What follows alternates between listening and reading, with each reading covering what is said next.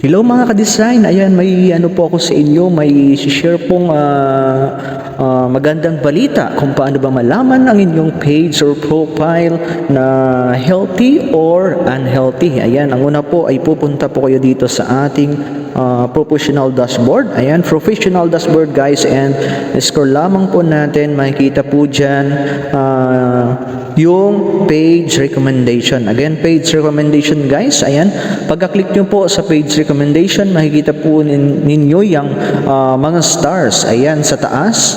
Okay, bibilangin nyo po yan, kasama po yung gitna guys. Okay, so yan, bilangin natin. Simula po tayo.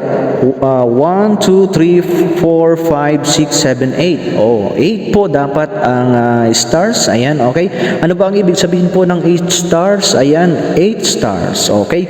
So, ang ibig sabihin po ng 8 stars ay healthy po ang inyong page or profile. Again, healthy po. Ayan, magsaya at magdiwang po yung ating mga kaibigan dyan. Okay. So, ang sunod po, pag apat po or tatlo, ayan, yun po, malungkot ang ating mga kaibigan kasi po ang inyo pong page or profile ay delikado, nanganib. So, paano ba ano natin maayos ang ganyan? So, ang gagawin nyo po, maglinis po ng inyong mga reels or mga live or long form video. Ayan, ayun, check nyo po yung mga music na inyong ginamit, kung may CPR ba, ayan, and then yung mga, kung kayo po ay na-spam, ayan, sa inyong mga comments sa mga live, yon.